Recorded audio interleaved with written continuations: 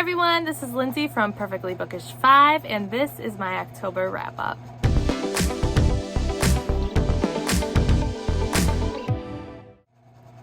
I read 10 books this month. I have them written down here in my reading journal, and I'm going to go over them with you. The book I gave 5 stars this month was Broken Crown by Rachel Van Dyken. This is a second generation book. If you haven't ever heard of Rachel's Eagle Elite series, I would definitely give it a try. It is mafia romance.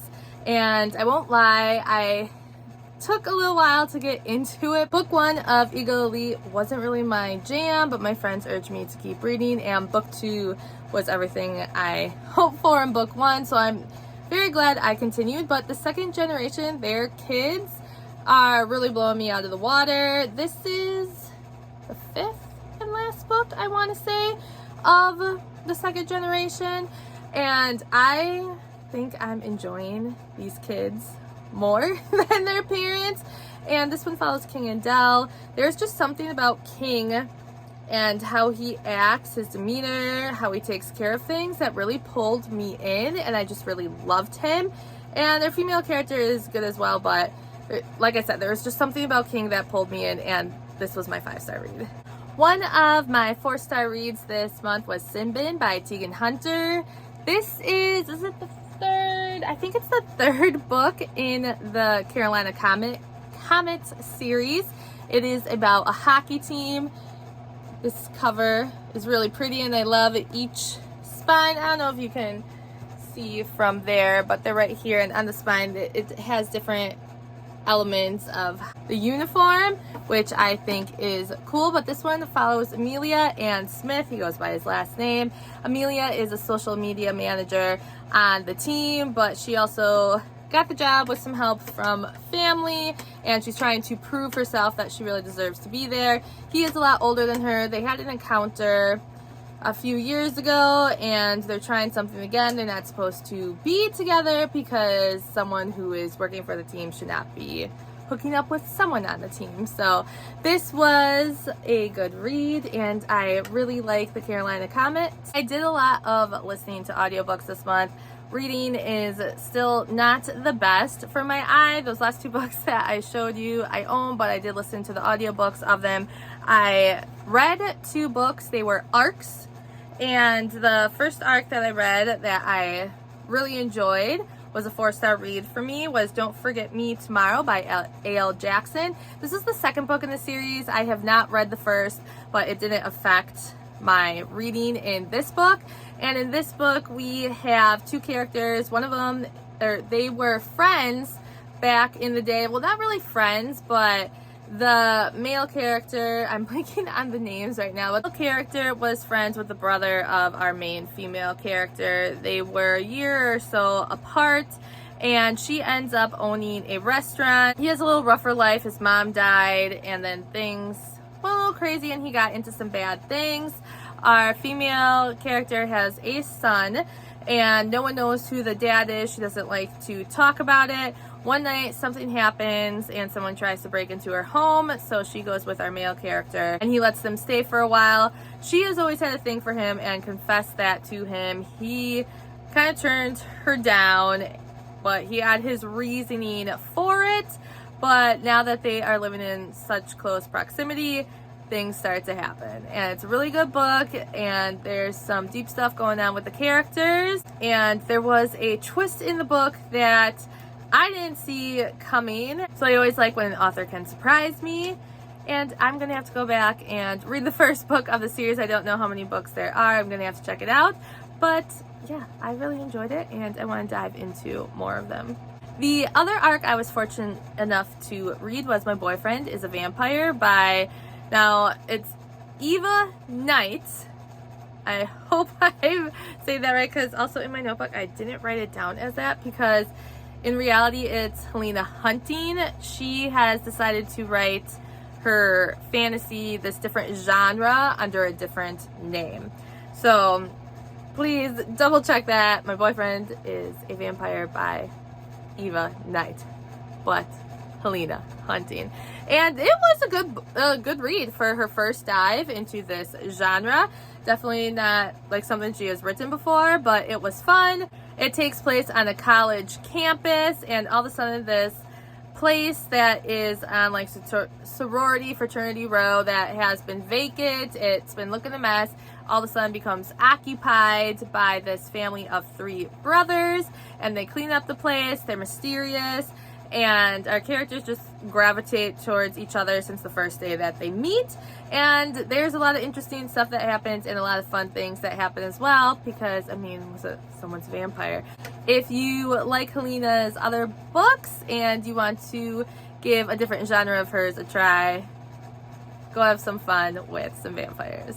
Ended up reading my second and third books ever by Rebecca Genshak. I gave them, one was a 2-star read and one was a 3-star read. It was Sweet Spot and Secret Puck. I really liked, so I'm double checking on what the name of the other one was, the Assist. So I was reading a lot of her sports ones because I am a sports romance lover. When I am reading, that is my favorite genre of books. And these two, unfortunately, just didn't do it for me like her other ones did. So I'm not going to go into detail about those. I read Wreck the Halls by Tessa Bailey. I gave that a 3-star read. The characters, it just couldn't pull me in, unfortunately. Just for Now by Abby Glines was a 4.5-star read for me. Her Seabreeze series, it is number 4, and there is some emotional stuff going on with the male character in this book. He has a lot of responsibility. He is older. He has younger siblings that are still living at home with mom, but mom is a mess. I think she's an alcoholic. Like, she sometimes doesn't even pick up the kids from where they're supposed to be picked up from, or she's not even home to watch the kids. And the older brother, he is moved out, and he is doing everything he can to not only survive on his own and be his own person, but he's still doing a lot of things for his siblings. And there is quite the secret that he is keeping with one of the jobs that he has, and it gets out. And there is some crazy stuff that goes on with his siblings, and it's quite interesting and special to me on how stuff wraps up. But so again, I really just like our male lead in this book, because just everything that he is doing for his family, when some people might have just like, I'm old enough to get out now, I'm gonna leave, but he is so caring and understanding, especially with things that he is going through. So this is one of my more favorite ones of the Seabreeze series that I have read so far. I read my first book by Emily Rath, Pucking Around. I gave this 3 stars. This book, there were points that I really, really liked, but there were points that I also thought were a little much and that I could have done without. So this is also a hockey book. I had a lot of sports books that I read this month, but we have our female character and we have 3 male characters. So there is a lot of romance, like why choose, going on here. We start off with the female and 2 males. They all are a part of the hockey team somehow, whether it's a player or having to do something with the team. And then eventually she starts seeing, I should have said she works as, I'm trying to think of the word, I'm blanking on it right now. She's a medical on the team. She helps out when players are hurt or stretches them out when needs. And why can't I think of the word for that right now? But you know what I'm saying. So she gets close to one of the players who is having some problems, so he comes to see her to get help for different stuff going on with his body. And then they start seeing each other, and she's like, well, if you want to be with me, well, here's my situation. So I was fine when there were the 2 characters, the vibe of, 2 male characters, the vibe of all 3 of them together really worked. Their dynamic, their understanding of everything going on, they did then end up living together. So when they brought in the 3rd male, I thought it got to be a little much. I liked the character. there was nothing wrong with him. It's just like if he could have maybe had a story written with someone else, like in the next books to come, I think I would have liked that better. Like, nothing against him, it just started to become a lot. And so all the characters were great. I really liked the characters, and just the fact that they meshed so well together with everything that was going on. For there to be so many of them, you would think there would be more problems, but no, they like I said, they had an understanding. They knew what they wanted in this big relationship that they had, and it worked.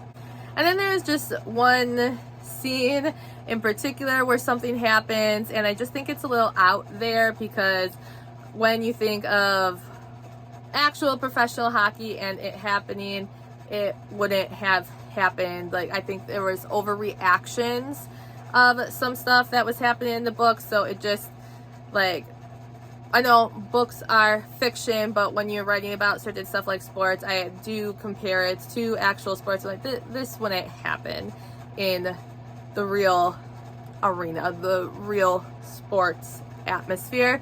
So there was that. That's why, like, there were parts that I really loved, and there were parts that I just could have done without. And it's not going to turn me away from reading more of her books. I'll still read them. I did think overall the book was a bit too long.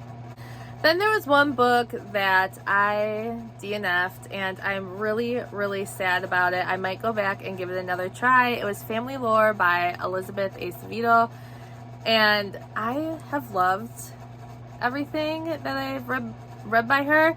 I think I have read everything that she has written, so it just kind of broke my heart a bit that I couldn't finish this one and get through it. This was her first adult novel, and I just couldn't get into it, and the characters weren't pulling me in. That's all I'm gonna say, because I really love her other books.